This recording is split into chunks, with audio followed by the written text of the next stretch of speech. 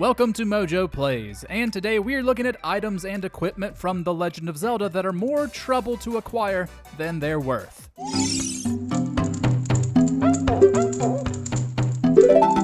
But before we get into it, we publish new content all week long. So be sure to subscribe and ring the bell to get notified about our latest videos.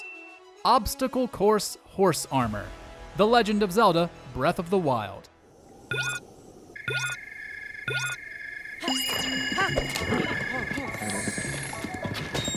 At the mounted archery camp in Faron Grasslands, Link can take on a challenge to pop balloons while on horseback. 20 gets him the knight's bridle, while 23 gets him the knight's saddle.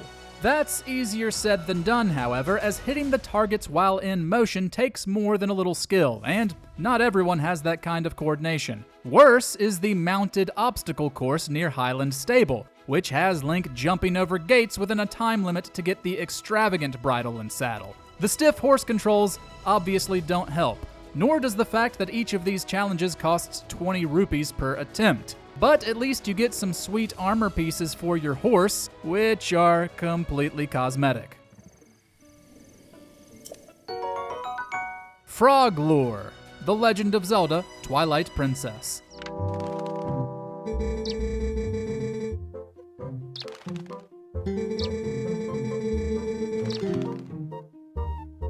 Fishing minigames are already divisive in this franchise, but for those who are really into them, the lure of getting the frog lure may be too much to resist. To get it, you must complete the first 8 levels of Roll Goal, a ball balancing minigame at the fishing hole.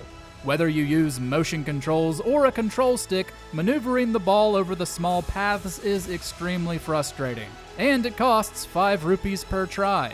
While the frog lure will let you catch a rare fish, it's also hard to control, and if you catch that fish, you get your picture on the wall. Who wouldn't want to play a difficult minigame to make another minigame harder for a bad reward?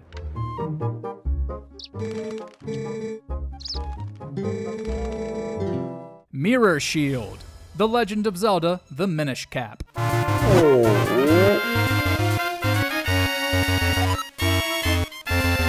To be fair, like in most Zelda games where you can get one, the Mirror Shield is the best shield in the game. It turns projectiles into beams when you guard with it. But timing, as they say, is everything. In the Minish Cap, you can only obtain the Mirror Shield after you defeat the final boss and beat the game. At the top of Vale Falls, if you feed your small shield to Big Goron, the giant will repay you by giving you the Mirror Shield if you return to him later. And he also only appears after you've completed a separate lengthy side quest that involves fusing multiple kinstones. It's a good item, but it would have been a lot more useful earlier.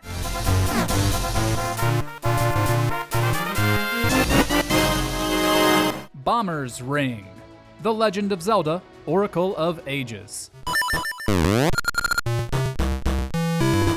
This explosive item allows you to set 2 bombs at once. However, the merry little dance you have to go through to get it isn't worth it. And we're not being poetic, it's a literal dance minigame. The Goron dance is among the most infamous minigames in Zelda history. The timing is absurdly precise, and to get the Bomber's Ring, you have to do it perfectly on Platinum difficulty. What's worse is that receiving the Bomber's Ring isn't even a guaranteed prize, since the reward can also be the Protection Ring instead. By the time you get it, you may just explode yourself.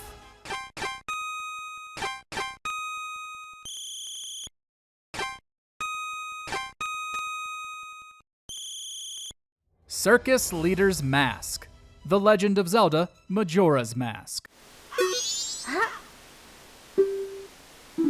There are many masks in this game, but not everyone's a winner. To get this one, you must complete the Romani Ranch side quest, which ends with Link protecting Crimea from the Gorman brothers. Once she gives you Romani's mask, you can go to Clocktown's Milk Bar. Inside, you need to follow Toto's directions to play each of your transformation's musical instruments. The resulting song will move Gorman, who gives you the circus leader's mask. The mask can be used to stave off his brother's attacks while protecting Crimea. in a side quest you already did to get the mask in the first place. While the 3DS remake made it essential in getting an extra bottle, in the original it's basically useless outside of trading towards the Fierce Deity mask at the end of the game.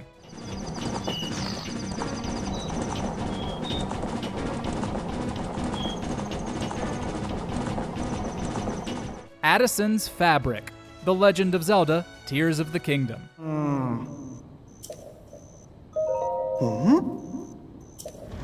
Advertising can be tough in Hyrule, as Addison finds out. The hapless Hudson construction employee can be found all over the map trying to put up signs for the business. Using Ultra Hand, you can help create various supports to keep them upright. Finding just the right combination to do so can be tricky, plus the game doesn't give you a way to keep track of which signs you've been to already or where they are. The reward for fixing all 81 of them is a new paraglider skin. It glows in the dark. Yay. Whoa! Carav Medal, The Legend of Zelda, The Minish Cap.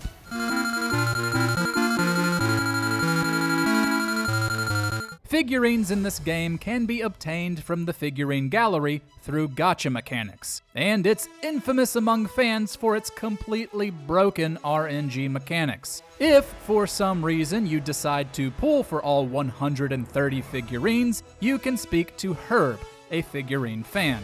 Herb will act as though you have the Carav Medal and give you access to his house, which has money, a piece of heart, and a music player. However, to actually get the Carav Medal, you need to beat the game and pull for the 6 new figurines that have been unlocked. With it, you gain access to looking at the medal in your menu. Ooh.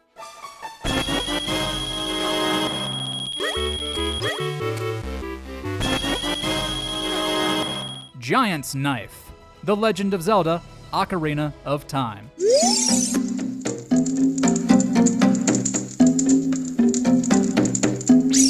Perhaps one of the biggest scams in Zelda history, the Giant's Knife seems like a good deal on the surface. It's a huge, two-handed sword that's twice as powerful as the Master Sword. Sure, it costs 200 rupees and takes years to complete, but that kind of quality is worth it, right? Well, not when it breaks after 8 hits. Yeah, you can still use it, technically, but when its power is only a quarter of what it was, what's the point? And people complained about the breakable weapons in Breath of the Wild.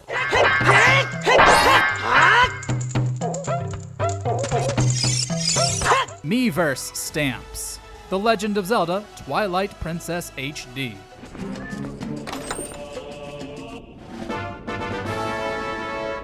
The remaster of Twilight Princess for the Wii U brought with it some changes, including some new items.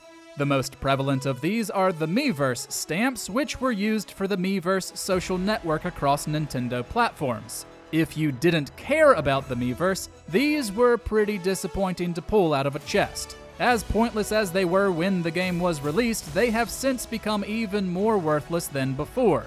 You see, the Meeverse service wasn't carried over to the Switch, and ended in November 2017. For as bad as most of these items are, at least their only use didn't have an expiration date.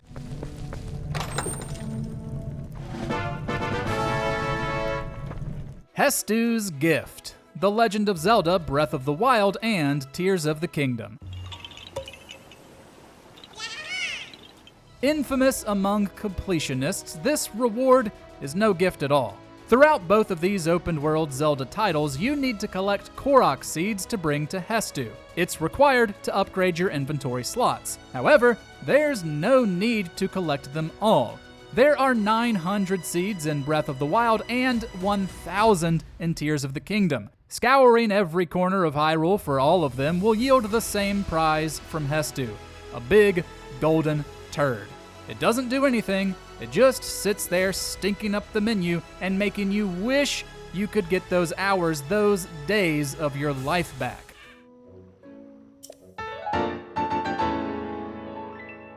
Is there a Zelda item that didn't merit questing for that we forgot? Well, it's definitely worth telling us about it in the comments.